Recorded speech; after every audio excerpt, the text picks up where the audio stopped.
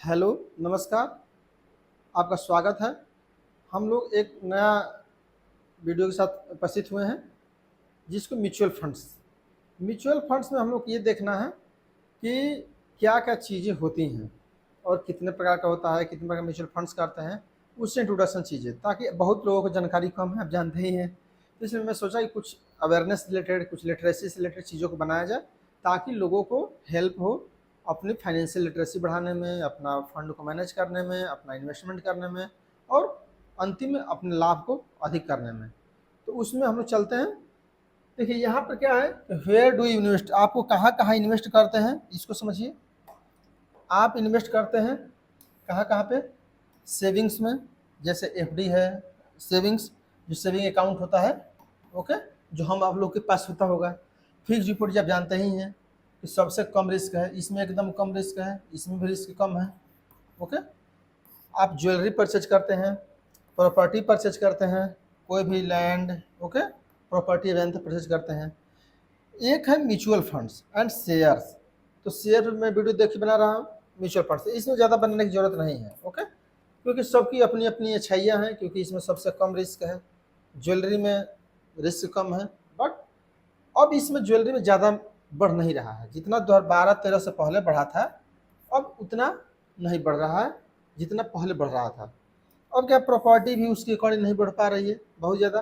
Property से तो एक प्रॉब्लम क्या है, यदि आपको हैवी इन्वेस्टमेंट की ज़रूरत पड़ेगी, ये नहीं है कि 10 रुपये, 10,000, 20,000 से कुछ नहीं होना है। तो इसलिए ये प्रॉपर्टी तो उनके लिए है जिनके पास हैवी पैसा है और उसका यूज नहीं करना जानते हैं पैसे को, तो आप प्रॉपर्टी में छोड़िए। लेकिन प्रॉपर्टी के साथ और क्या दिक्कत है कि प्रॉपर्टी में जो पैसा आप यूज कर लीजिए उस पैसे का अब अपना यूज नहीं कर सकते। जैसे मान लीजिए कि आपने 10 लाख की प्रॉपर्टी परचेज कर ली और आपको 50,000 की आवश्यकता पड़ गई, तो इसमें से निकाल नहीं सकते हैं, ओके। ये इसकी एक बुराई है। लेकिन म्यूचुअल फंड्स और शेयर के साथ ऐसा नहीं है। अगर 10 लाख रुपये आप लगाते हैं, चाहते हैं 50,000 इसमें से निकालना, तो आप जब चाहें तब निकाल सकते हैं। ये फ़ायदा है। तो लिक्विडिटी इसकी ज़्यादा है, शेयर की लिक्विडिटी जानते हैं। तो यहाँ पर हम लोग बात करना है म्यूचुअल फंड्स पर, राइट। देखिए म्यूचुअल फंड्स कितना है, कोई भी चीज़ें होंगी म्यूचुअल फंड्स में तो दो चीज़ों, कोई भी इन्वेस्टमेंट आप करते हैं तो तीन चीज़ों का ध्यान रखना पड़ता है कि रिस्क क्या है, रिटर्न क्या है, टाइम क्या है। रिस्क आप जानते ही हैं, अपॉर्चुनिटी या पॉसिबिलिटी ऑफ लॉसेज, हानि होने की संभावना क्या है, रिस्क है। रिटर्न क्या है, कितना पैसा आपको मिलेगा, पैसा ओके मिलेगा कितना, ये है। एंड टाइम, कितना टाइम के लिए, लॉन्ग टर्म के लिए कर रहे हैं, ओके, या शॉर्ट टर्म के लिए कर रहे हैं।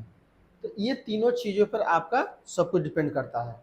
मैक्सिमम लॉन्ग टर्म पर जब डिपेंड करने जानते हैं तो उसमें ज़्यादा फायदा होगा, शॉर्ट टर्म में कुछ भी हो सकता है। नेक्स्ट क्या है, what is the best of you. तो आप जानते हैं कि जैसे आपके पास सेविंग का भी ऑप्शन है, आपके पास एफडी का भी ऑप्शन है, आपके पास ज्वेलरी का भी ऑप्शन है, आपके पास प्रॉपर्टी का भी ऑप्शन है, आपके पास म्यूचुअल फंड्स का भी ऑप्शन है, आपके पास शेयर का भी ऑप्शन है, ओके। लेकिन म्यूचुअल फंड्स से शेयर से ज़्यादा कम रिस्की है, ये थोड़ा कम रिस्की है, ये थोड़ा ज़्यादा रिस्की है। तो इसीलिए मैं पहले कम रिस्क की चीज़ बता रहा हूँ। तो म्यूचुअल फंड्स में रिस्क कम है। क्यों कम है? क्योंकि उसके लिए एसेट्स मैनेजमेंट कंपनी बनी हुई है, जिसको एएमसी सुने होंगे ना, एएमसी कहा जाता है। यही लोग इसको डाइवर्सिफाई करते हैं, किस प्रकार से इससे कम किया जाए, ये सब चीज़ें देखते हैं। आपको डिसीजन नहीं लेना है, शेयर में आपको डिसीजन लेना होता है और म्यूचुअल फंड्स में एसेट्स मैनेजमेंट कंपनी डिसीजन लेती है। तो यहाँ पर क्या है, फंड मैनेजर बैठे हुए हैं, फंड मैनेजर वही डिसीजन लेते हैं कहाँ इन्वेस्ट करना है, क्या नहीं करना है, और क्यों चाहिए कि आपका प्रॉफिट लॉस हो, ओके। तो हमेशा चाहते हैं कि प्रॉफिट आपका हो, राइट। तो यहाँ पर ये चीज़ें हो गई। नेक्स्ट है डाइवर्सिफिकेशन। डाइवर्सिफिकेशन क्या है कि डिफरेंट टाइप्स की चीज़ों में लगाना। तो जानते हैं कि मैं एक एग्जांपल देता, वीडियो जो देखेंगे शेयर मार्केट वाले, कि सभी अंडे को एक साथ नहीं रखा जाता है, क्योंकि अगर एक सड़ गया, फट गया, तो दूसरा नुकसान हो जाएगा। या ऐसे भी कह सकते हैं कि एक टोकरी में आम है तो सब आम एक जगह ना रखिए, क्योंकि हो सकता है कि एक खराब हो जाए तो सब खराब होने लगेंगे। तो आपको डाइवर्सिफाई करना पड़ता है, कहाँ कहाँ लगाएं, कहाँ कहाँ लगाएं। तो म्यूचुअल फंड्स क्या करते हैं, जो फंड मैनेजर होते हैं वो डाइवर्सिफाई करते ही हैं कि कुछ और जगह लगाएंगे, कुछ आईटी सेक्टर में लगाएंगे, कुछ कोल सेक्टर में लगाएंगे, कुछ इंडेक्स फंड में लगाएंगे। डिफरेंट टाइप्स डाइवर्सिफिकेशन बना हुआ है। और जानते हैं डाइवर्सिफिकेशन से क्या होगा, रिस्क कम होगा, ओके, इस चीज़ का छोटा सा एग्जाम्पल समझिए। मान लीजिए आप अकेले हैं, ओके, तो सब कुछ आप अपने करते हैं, लेकिन 4 लोगों तो आपको सामर्थ्य ज़्यादा बढ़ जाएगा ना। या दूसरी तरफ से ऐसे समझिए कि आप करियर में 1 से 2 ऑप्शन क्यों रखते हैं? रिस्क को कम करने के लिए, ये नहीं होगा तो ये होगा, ये नहीं तो ये होगा। वैसे डाइवर्सिफिकेशन है कि डिफरेंट टाइप्स की, ये इसमें लॉस होगा तो इसमें प्रॉफिट होगा, इसमें प्रॉफिट होगा, इसमें प्रॉफिट होगा, या मान लो 2 में लॉस होगा, 2 में प्रॉफिट होगा। इसलिए डिफरेंट टाइप्स के फंड्स में पैसा लगाया जाता है, तो डाइवर्सिफिकेशन भी हो जाता है उससे म्यूचुअल फंड्स में। नेक्स्ट क्या है? एसेट मैनेजमेंट कंपनी होती है, जो अभी मैंने बताया। इसमें क्या है कि फंड मैनेजर होते हैं, ओके, फंड मैनेजर।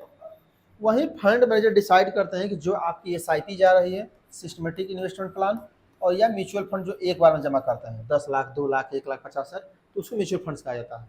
तो एसआईपी कर रहे हैं म्यूचुअल फंड, इसको कौन जमा करता है? Assets management company. सभी के लिए एसेट्स मैनेजमेंट कंपनी बनी हुई है, ओके, और कोई भी पैसा जमा करता है इसी में, और ये लोग डिसाइड करते हैं कहाँ से पैसा हमको इन्वेस्ट करना है। तो जब आपके पास नॉलेज कम हो तो कोशिश करिए कि म्यूचुअल फंड्स ले लीजिए। जब इसमें आपको लगे कि शेयर मार्केट में ज़्यादा नॉलेज हो गया है, तब आप शेयर मार्केट में जाइए। क्यों? क्योंकि ये भी लोग भी जाएंगे शेयर मार्केट में ही लेकर पैसा, लेकिन ये थोड़ा सा स्पेशलाइज्ड हैं, एक्सपर्ट्स हैं, तो एक्सपर्ट डेफिनेटली रूप से थोड़ा सा बेहतर तरीके से सोचेगा, और हमसे ज़्यादा उसका वही काम है। हमारे मान लीजिए काम है जॉब करना, अब इसमें पढ़ाता हूँ, तो मेरा काम पढ़ाना है ना। तब सोचिए कभी यूनिवर्सिटी में पढ़ाना है या ऑनलाइन पढ़ाना है, कितना पढ़ाया जाएगा। तो हम लोग क्या करते हैं कि इसमें म्यूचुअल फंड्स में कर देते हैं। क्यों कर देते हैं? क्योंकि हमारे 1% लेकर के हमारे लिए सलाहकार बैठा हुआ है, तो क्यों 1% के लिए मैं टेंशन लूँ, यहाँ करना है, वहाँ करना है, इतना टाइम है मेरे पास। तो इसलिए आपको ये कर सकते हैं, जिनके पास टाइम है तो म्यूचुअल फंड्स करिए, ताकि एसेट मैनेजमेंट कंपनी इन्वेस्ट आपका करे, ओके। नेक्स्ट क्या है? Types of mutual funds. अब देखिए टाइप्स क्या है, टाइप्स को पढ़ते हैं पहले। अब देखिए यहाँ पर क्या होता है ना कि लोगों को जानकारी ही नहीं होती है, और मेरा काम क्या है केवल इस वीडियो के माध्यम से बताना कि सब कुछ जानते रहिए। जानते हुए नहीं करना है अच्छी बात है, लेकिन न जानते हुए कहीं कूद जाना ये बहुत गलत बात है, ओके। जैसे आप पानी में तैरना जान रहे हैं तो भले पानी में न कूदिए, अच्छी बात है, लेकिन आप तैरना नहीं जानते कूद जाएगा, दिक्कत ना है। तो मेरा भी वही काम है, म्यूचुअल फंड्स जानते रहिए। भले ही आज नहीं इन्वेस्ट करेंगे, 2 साल बाद करेंगे, 4 साल बाद करेंगे, 5 साल बाद करेंगे, जिससे करेंगे, लेकिन नॉलेज रहेगा तो काम ही आएगा ना। ये शराब थोड़े ही ज़्यादा पी लेंगे नशा हो जाएगा, ओके। तो इसलिए ज़्यादा टेंशन नहीं लेना है, ओके। तो इसलिए वीडियो को देखिए, नॉलेज को इन्हेंस करिए, दूसरे 2 लोग बताइए, अपने नहीं कर दूसरे को बताइए ये सब चीज़ें, okay. Types of mutual funds. और यह क्या है? Equity mutual funds first, second is डेब्ट, एंड थर्ड इज हाइब्रिड। जानते हैं हाइब्रिड मीन्स दोनों को मिला करके हो रहा होगा। अब देखिए equity mutual fund, equity mutual fund क्या है? ये मार्केट पर डिपेंड है, ओके, मार्केट पर डिपेंड है। इसमें रिस्क ज़्यादा होगा तो इसमें रिटर्न भी ज़्यादा होंगे, ओके। जानते हैं जिसमें more risk more gain, no risk no gain, mean जिसमें ज़्यादा जोखिम होगी उसमें ज़्यादा रिटर्न मिलेंगे, प्रॉफिट होगा।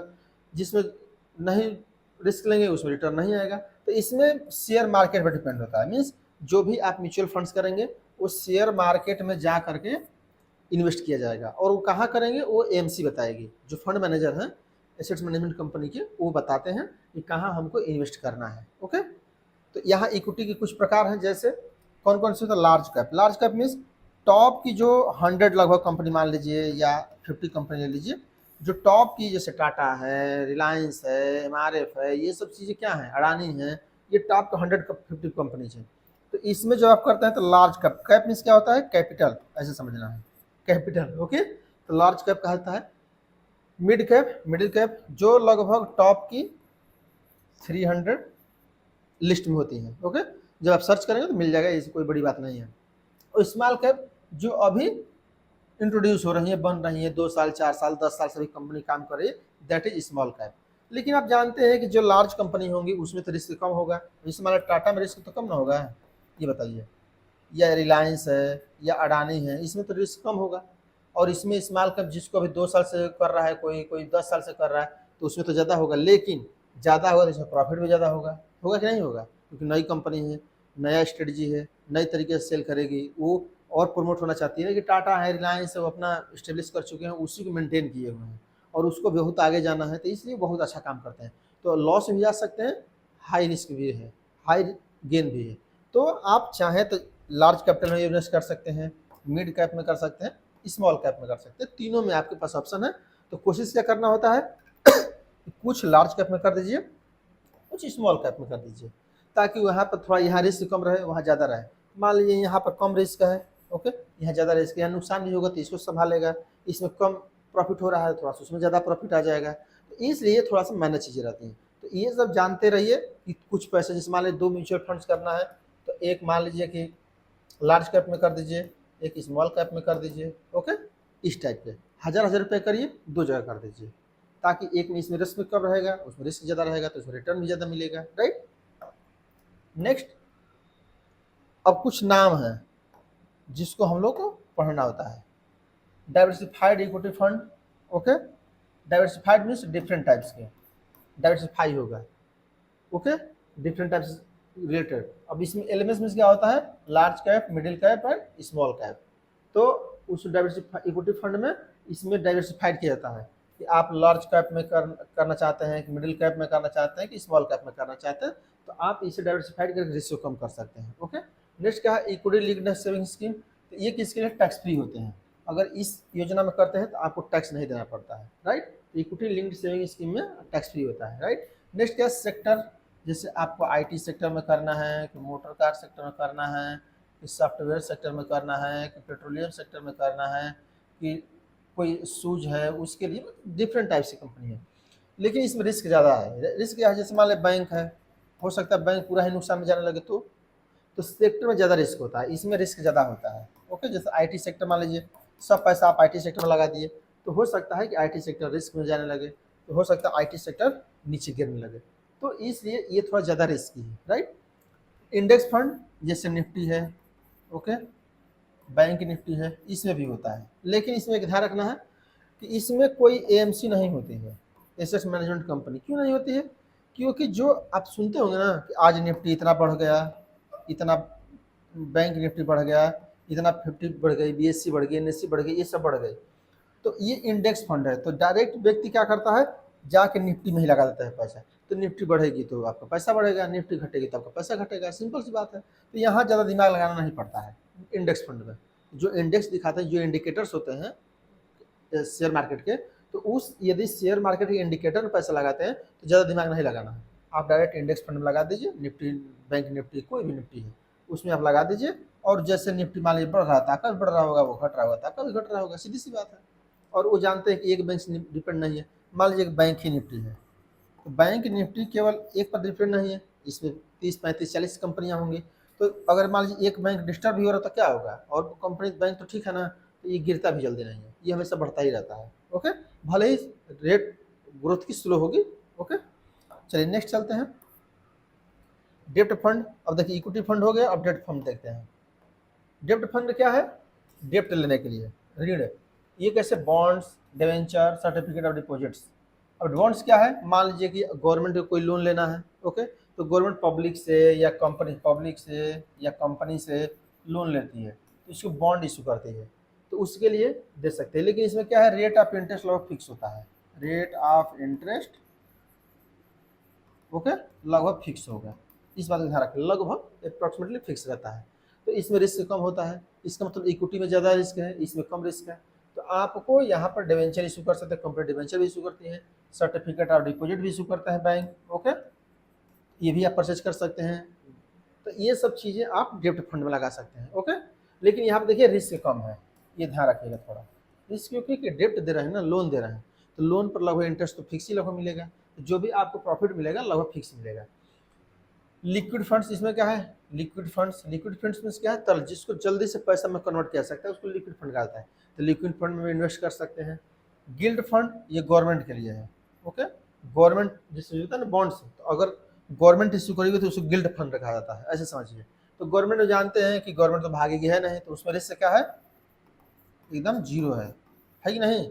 कोई भी गवर्नमेंट यदि फंड इशू कर रही है तो वो तो जीरो ही रिस्क है, तो जानते रिटर्न भी कम मिल रहा होगा, ऐसा हो रहा होगा कि नहीं, तो इसलिए इसमें होता है। और एक फिक्स मैच्योरिटी प्लान होता है, ओके, मिस कि 2 साल के लिए, 4 साल के लिए, 6 साल के लिए, 10 साल के लिए, कितने साल बाद आपको इतना मिलेगा।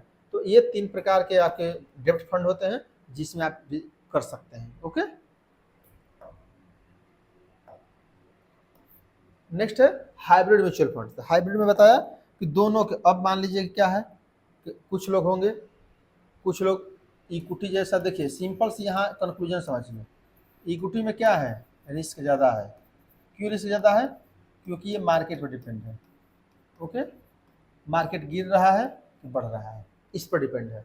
लेकिन डेब्ट के साथ क्या दिक्कत है, डेब्ट में रिस्क कम है।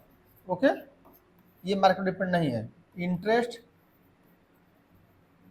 फिक्स है, लेकिन रिटर्न कम है, रिटर्न कम होगा।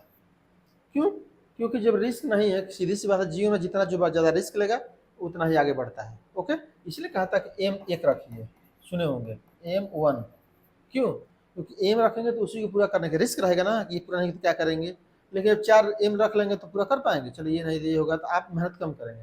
तो इसीलिए यहाँ पर इंटरेस्ट फिक्स रहता है, और ये सब चीज़ें आपको ध्यान में रखना पड़ता है। ओके, डेब्ट में कि रिस्क कम है, इंटरेस्ट भी कम है। ओके, रिटर्न भी तब कम होगा, क्योंकि रिस्क कम तो रिटर्न कम, रिस्क ज़्यादा तो रिटर्न ज़्यादा, सिंपल सी बात है। अब इसमें क्या है, 2 प्रकार के फंड होते हैं। First, balance saving funds. Balance saving fund means यदि आपका मान लीजिए 10 रुपये लगा है तो 7 रुपये डेबिट में लगा दें और 3 रुपये आपको इक्विटी में लगा दें, तो इसको बैलेंस सेविंग फंड्स कहता है। लगभग ये आंकड़ा है, कोई फिक्स नहीं है रेट है, समझ रहे हैं, लेकिन ऐसा लगभग प्रोपोर्शन चलता है। बैलेंस इक्विटी फंड क्या है, जिसमें 3 रुपये डेबिट में लगा है और 7 रुपये इक्विटी में लगा दे, इसको कहा जाता है बैलेंस इक्विटी फंड। ओके, तो यहाँ पर क्या है कि रिस्क ज़्यादा है। इक्विटी समझिए जहाँ आ गया, समझिए रिस्क ज़्यादा है। इक्विटी मीन शेयर, ऐसे समझिए। ओके, इक्विटी शेयर है, जो कॉमर्स वाले उनको तो दिक्कत नहीं है।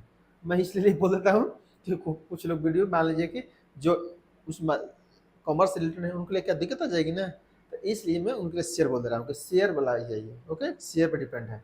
और शेयर पर हम क्यों दूसरे म्यूचुअल फंड में करा रहे हैं, उसका भी आंसर जानते रहिए, क्योंकि हमारे पास नॉलेज कम है, इसीलिए हम एएमसी में कर रहे हैं, एसेट्स मैनेजमेंट कंपनी में, और वहाँ फंड मैनेजर है वो इन्वेस्ट कर रहे हैं। राइट, नेक्स्ट नेक्स्ट क्या है, एडवांटेज एंड, लास्ट में देखते हैं एडवांटेज एंड डिसएडवांटेज जल्दी से। इसमें क्या है एडवांटेज, एडवांटेज क्या है, फर्स्ट में डाइवर्सिफिकेशन। डाइवर्सिफिकेशन मीन्स कि डिफरेंट टाइप के जो मैं प्रकार बताया हूँ, इक्विटी फंड, ओके, डेब्ट फंड, हाइब्रिड फंड। ओके, तो कोशिश करिए कि एक में पैसा नहीं डालना है। अगर आप 500 रुपये भी जमा कर रहे हैं तो कोशिश करिए कि 250 रुपये एक जगह, 250 रुपये एक जगह, इक्विटी में 250 रुपये, 250 रुपये डेब्ट में, ऐसे, या ऐसा नहीं समझ रहे तो 500 रुपये हाइब्रिड में। ओके, सीधी सी बात है, ताकि दोनों का लाभ मिले यहाँ पे हाइब्रिड में। तो ये काम करना है डाइवर्सिफिकेशन में।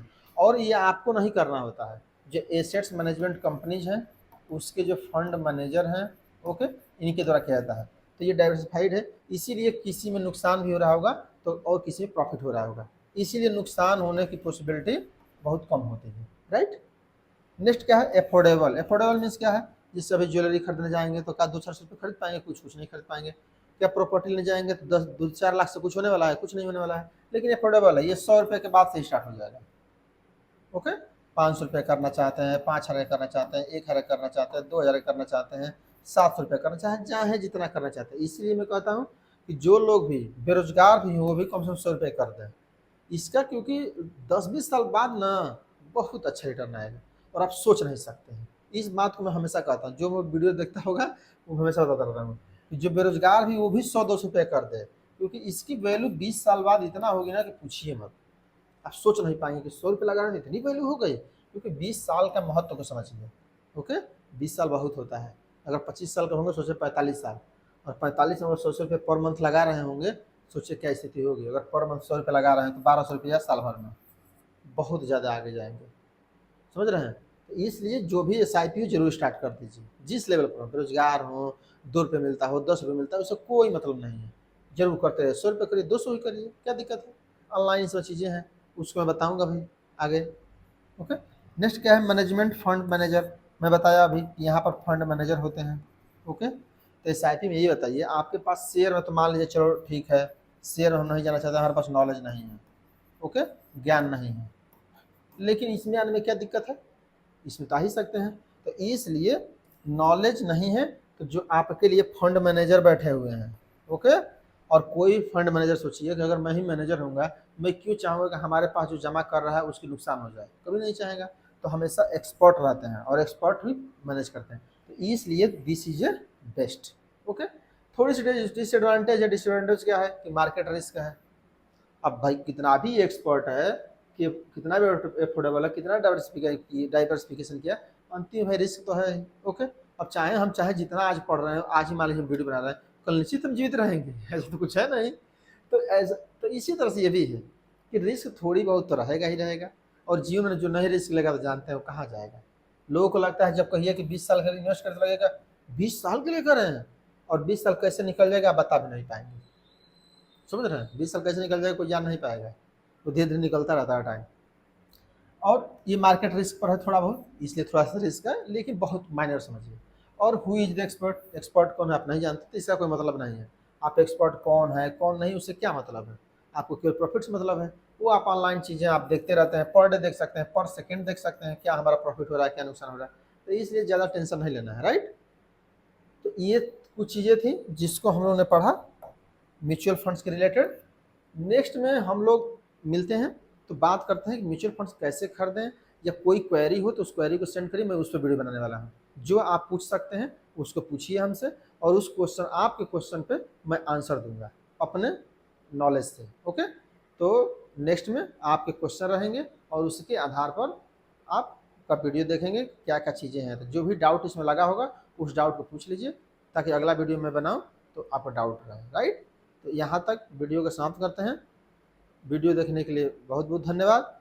आगे इसको शेयर भी करिए, अगर अच्छा लगा हो तो, नहीं लगा हो तो उसको डिसलाइक कर दीजिए, कोई दिक्कत नहीं है, समझ रहे हैं।